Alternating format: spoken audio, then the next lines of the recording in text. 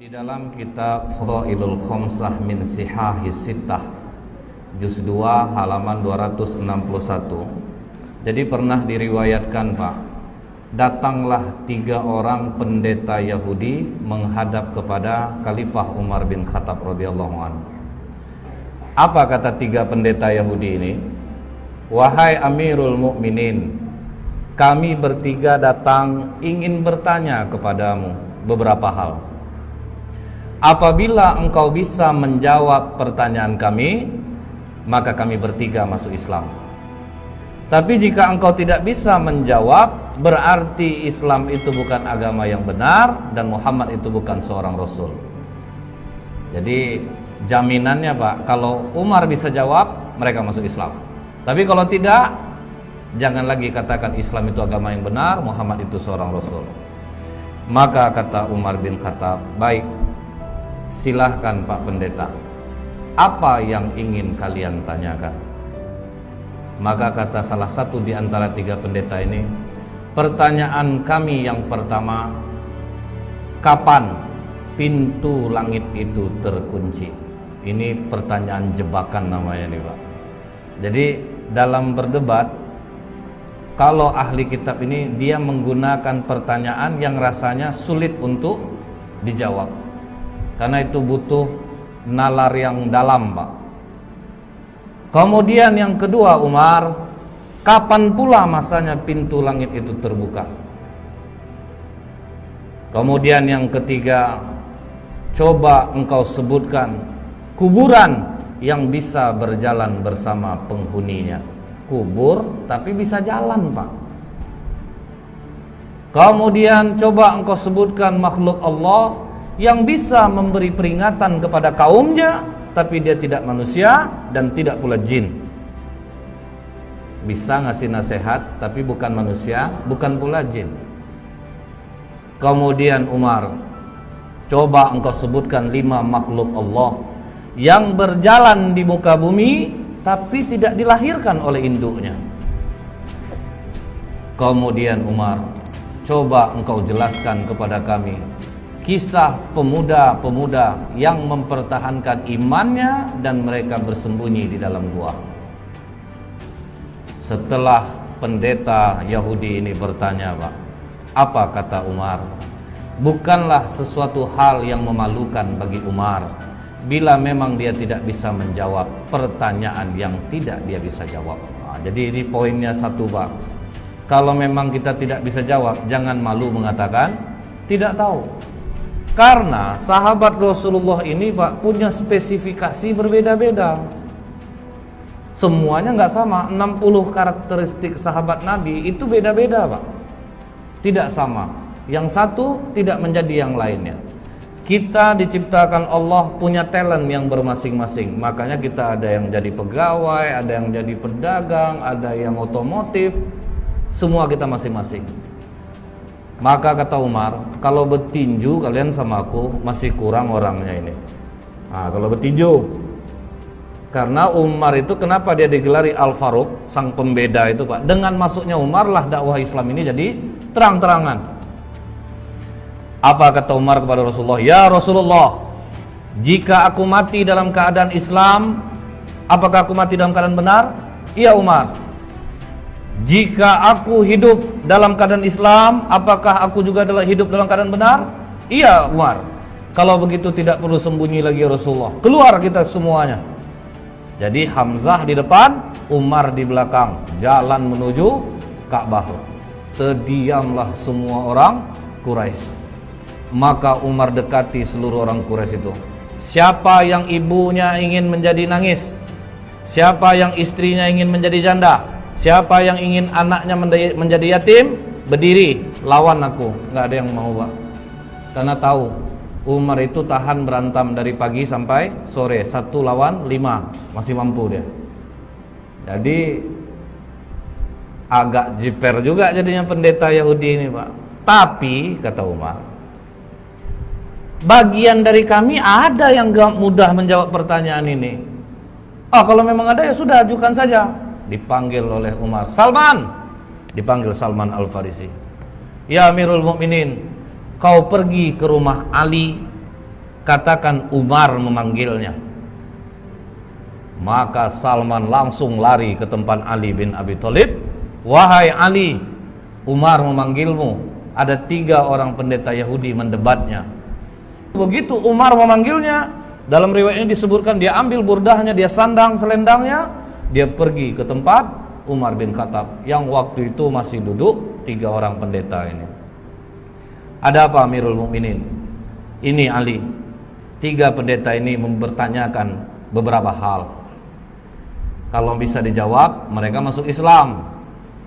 Tapi kalau tidak bisa jawab, katanya jangan lagi kowar-kowar Muhammad itu seorang Rasul dan Islam itu agama yang benar. Maka kata Ali, silahkan Pak Pendeta, coba diulangi lagi pertanyaannya. Maka kata pendeta ini, yang pertama Ali, kapan langit itu pintunya terkunci atau langit itu digembok oleh Allah, itu kapan? Maka kata Ali, asyirku billah, syirik kepada Allah. Jika kalian mempersekutukan Allah, seluruh amalan tidak naik ke langit. Itulah makna langit terkunci. Kemudian Ali, kapan pintu langit itu dibuka oleh Allah? Di saat engkau mengucapkan la ilaha illallah. Ketika engkau tidak menyekutukan Allah, engkau mengakui Allah itu satu, pintu langit akan terbuka. Kemudian Ali, coba engkau sebutkan kubur yang bisa berjalan bersama penghuninya. Maka kata Ali, yang kalian tanyakan ini adalah Yunus bin Matta, Nabi Yunus alaihissalam. Ketika Nabi Yunus berdakwah di kaumnya, nama kaum Nabi Yunus ini Pak, Nineveh Pak, didakwahi tauhid, rajanya mencemooh, kemudian masyarakatnya mencemooh, tidak ada yang mau nerima dakwah Nabi Yunus.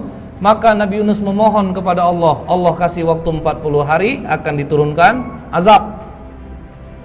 Sampai hari ke-39 tidak ada tanda-tanda azab Allah turun. Nabi Yunus putus asa. Dia tinggalkan kaumnya tanpa izin Allah. Dia tinggalkan kaumnya, dia berangkat, baru langit menghitam. Jadi Nabi Yunus tidak tahu bahwa Allah akan menurunkan azab. Begitu raja dan masyarakat melihat bahwa azab Allah akan turun, waduh, ini benar Yunus ini.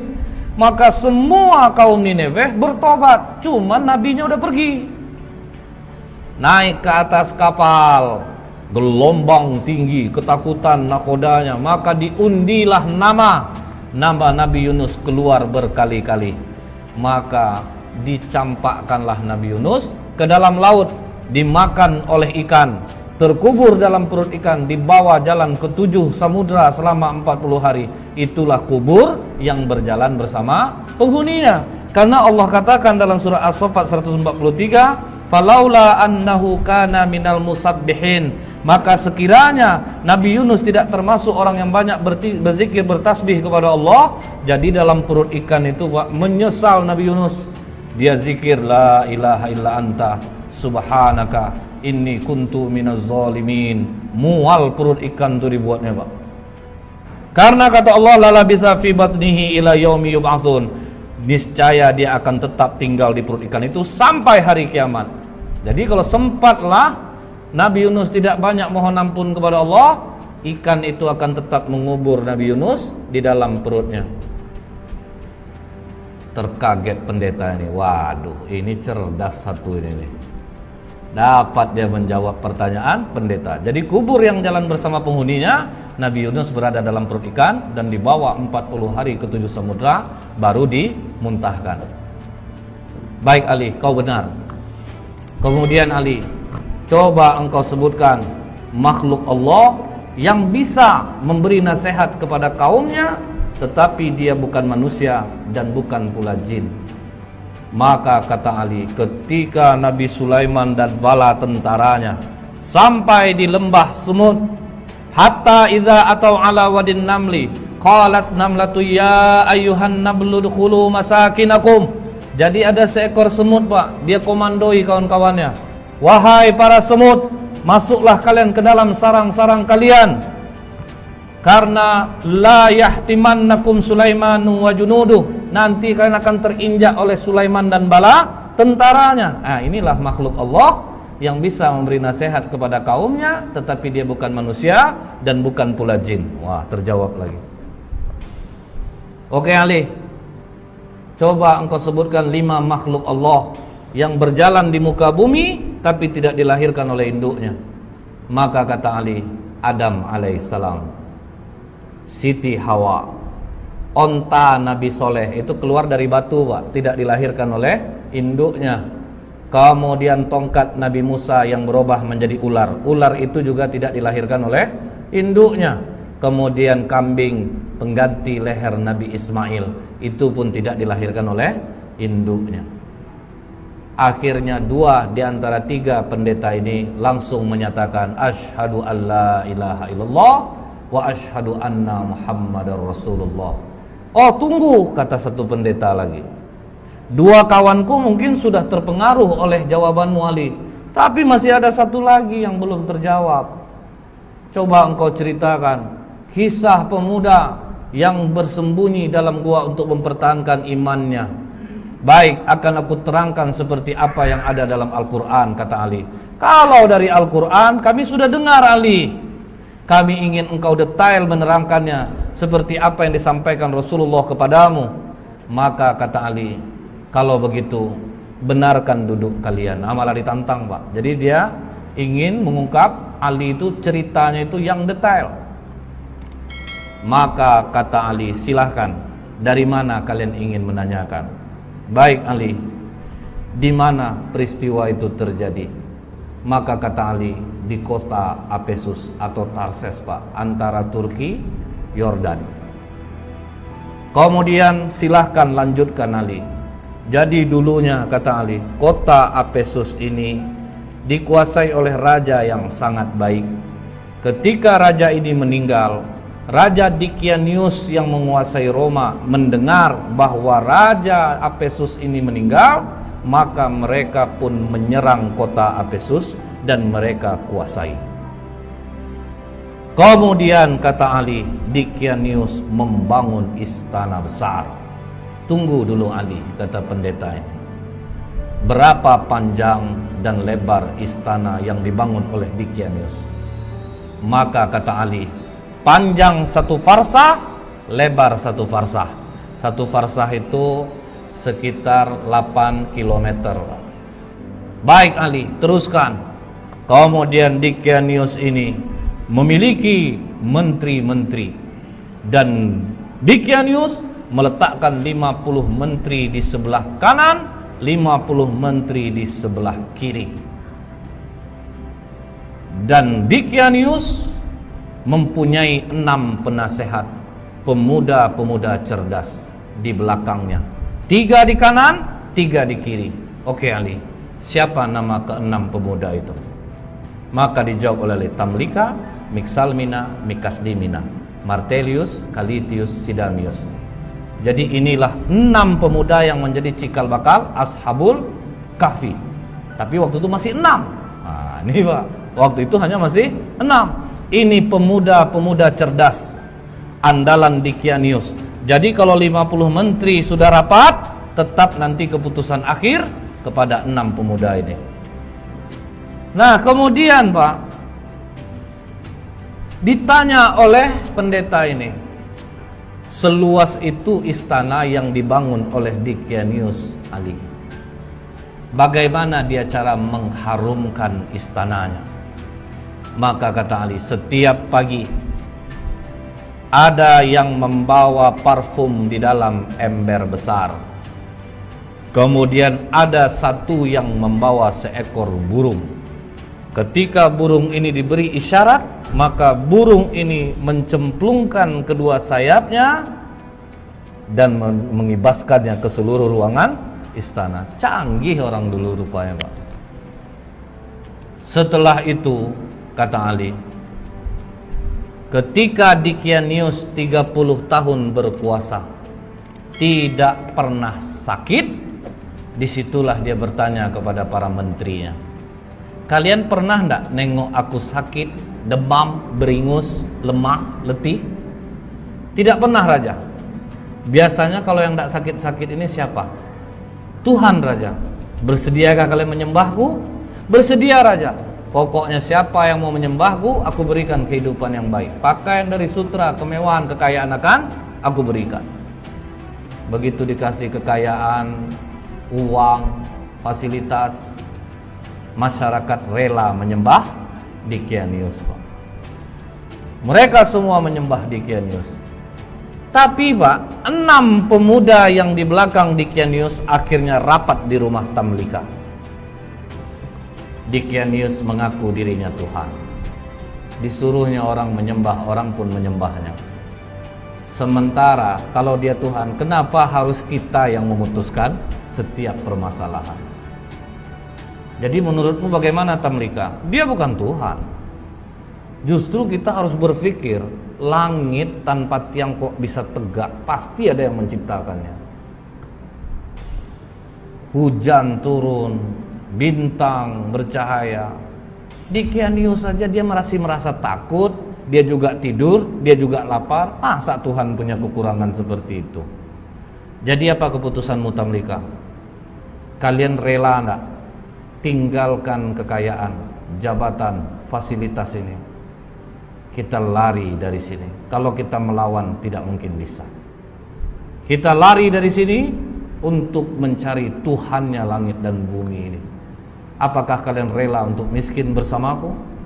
Kalian tinggalkan jabatan, kesenangan kalian, fasilitas ini? Kami rela Tamlika. Itu makanya dikatakan, siapa yang menghafal 10 ayat awal suratul Kahfi, maka dia akan terbebas dari godaan Dajjal. Karena apa Pak? Ini mengingatkan kita, waduh, ini pemuda-pemuda kaya, cerdas, rela kehilangan harta, jabatan untuk tauhid. Berani mereka tinggalkan.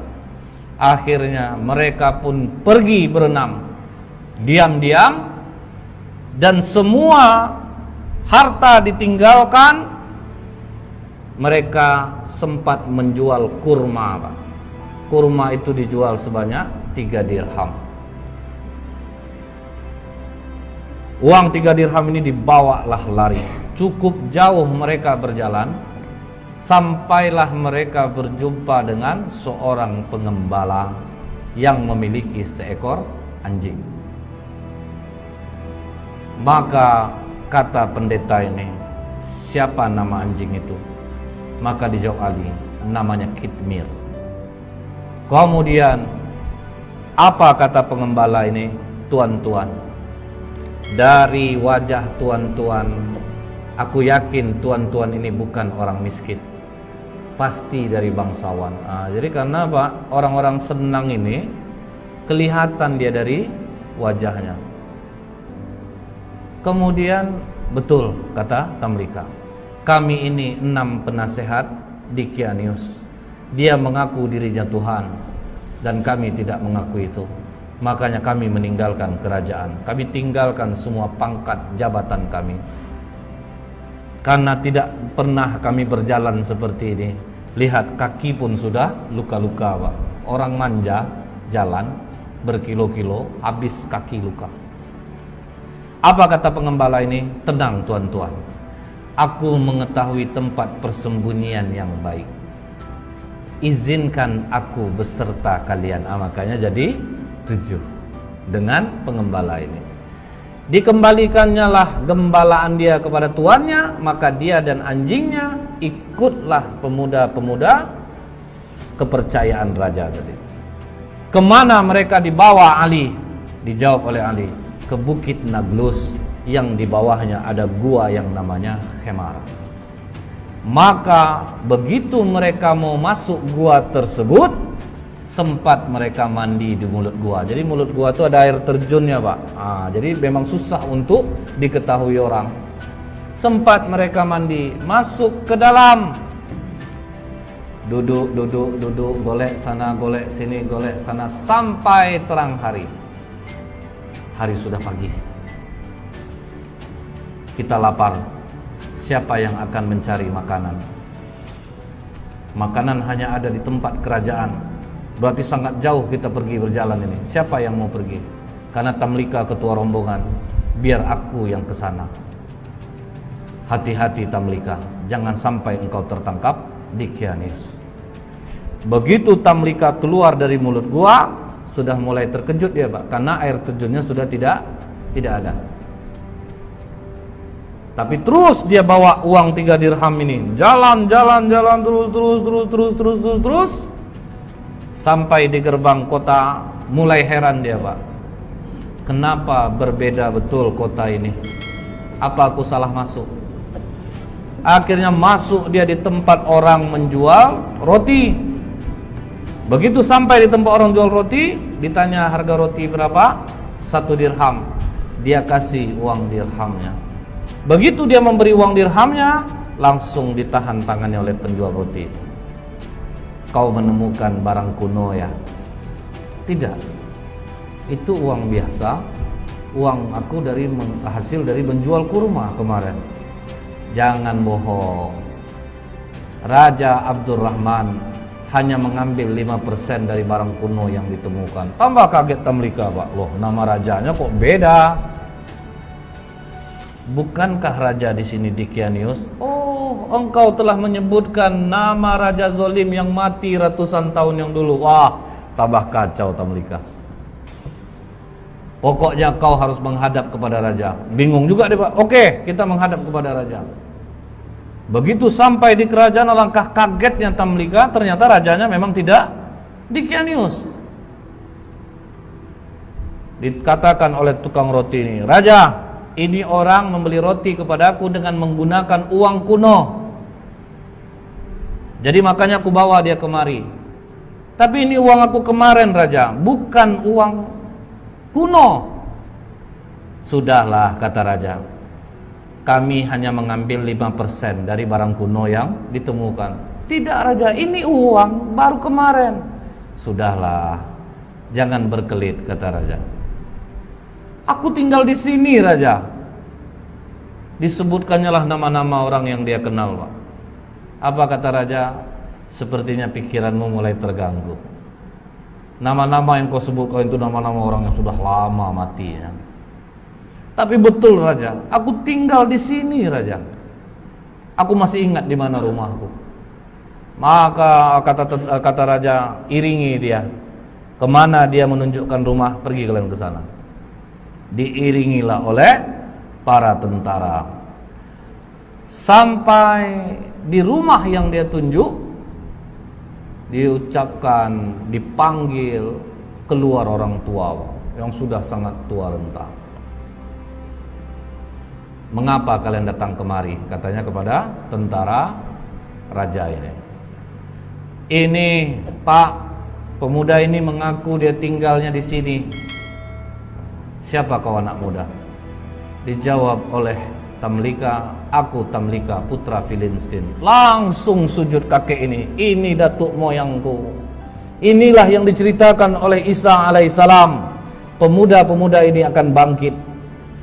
Mereka mendiami gua. Makanya di kitab Injil ada ayat tentang Ashabul Kahfi, 7 sleeper. Jadi ada Pak. Maka hebohlah kota Efesus. Bangkit raja mengingat apa yang pernah disampaikan oleh Isa alaihissalam. Jadi rupanya sudah datang pula utusan Nabi. Sudah berlalu pula masanya. Maka kata raja ini, bawa Tamlika, digendong di atas kuda, dihormati sampai di bawah bukit Naglus. Apa kata Tamlika? Jangan ada yang naik ke atas, karena nanti sahabat-sahabatku mengatakan Dickianius lah yang mengejar dia. Jadi tunggu kalian di bawah, biar aku yang naik ke atas. Maka Tamlika naik ke atas.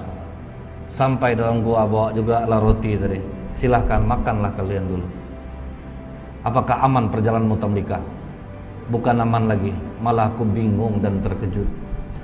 Tahukah kalian sudah berapa lama kita di sini? Makanya ada dialog itu Pak dalam surat Al-Kahfi. Fadarabna ala adhanihim fil kahfi sinina adada. Maka kami tutup telinga mereka dalam gua itu selama beberapa tahun. Kemudian kami bangunkan mereka agar kami mengetahui manakah di antara kedua golongan itu yang lebih tepat dalam menghitung dan berapa lamanya mereka tinggal di dalam. Jadi mereka mengatakan ada yang setengah hari, ada yang 1 hari. Maka kata Tamlika, tidak. Kita berdiam di sini sudah lebih daripada 309 tahun. Mendengar itu, benarkah Tamlika? Iya, raja sudah berganti. Seorang nabi sudah diutus dan sudah berlalu. Mereka sekarang menunggu kita di bawah. Mari kita turun. Maka apa kata 5 orang kawannya lagi? Tamlika, Mixalmina, Mekaslimina, Martelius, Calitius, Sidamius. Jangan Tamlika. Kita sudah melihat kebesaran Allah melindungi kita selama 300 tahun. Seolah-olah kita baru saja semalam. Kita sudah diselamatkan Allah, kita bangun dan akhirnya kita tahu tentang keajaiban Allah. Kita mohonkan kepada Allah untuk menutup pintu gua ini dari pandangan manusia, dan kita mohon kepada Allah untuk mengambil kita. Karena apabila kita turun Tamlika, mereka nanti akan mengkultuskan kita. Mereka akan mendewakan kita. Karena itu sifat manusia, Pak. Karena kan sempat bertengkar dua kubu.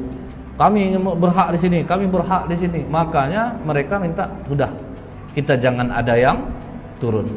Akhirnya pintu gua itu ditutup dari pandangan manusia. Mereka pun tidak ada jelas riwayat mereka diambil Allah atau ada kuburannya pun tidak ada. Karena mereka minta kepada Allah, ambil kami, tutup gua ini dari penglihatan manusia. Seminggu raja berkeliling mencari, Pak. Tidak ditemukan gua itu pada awalnya. Kalau sekarang sudah. Setelah Ali menceritakan ini semua kepada pendeta ini, maka pendeta itu mengatakan, engkau benar Ali, engkau telah menceritakan dengan detail apa yang ada di dalam kitab kami, dan memang benarlah apa yang disampaikan Muhammad kepadamu. Maka pendeta yang terakhir ini pun masuk Islam jadinya, Pak, mengucapkan syahadat asyhadu alla ilaha illallah wa asyhadu anna muhammadar rasulullah. Jadi inilah dahsyatnya ketika kita memiliki ilmu, kita tidak gampang dibodohi. Ketika kita memiliki ilmu, makin tinggi ilmu, Pak, berdebatnya mesti makin pelan. Tapi yang membuat orang besar-besar suara tuh, Pak, karena nggak bisa dia mencari dasarnya, sehingga dia harus berkeras-keras. Tapi lihat sikap Ali. Dia dengan lembut, dia terangkan satu persatu, dia dakwahi dengan kecerdasannya, sehingga ketiga pendeta ini pun luluh dengan dialog ilmiahnya dengan Ali bin Abi Thalib. Jadi memang kita ini diciptakan Allah lain-lain bidang, lain-lain keahlian. Tidak bisa orang ini menjadi orang yang lain. Semua kita sudah diberikan kelebihan oleh Allah. Itulah salah satu pelajaran dari Umar, dari Salman, dari Ali bin Abi Thalib radhiyallahu anhu.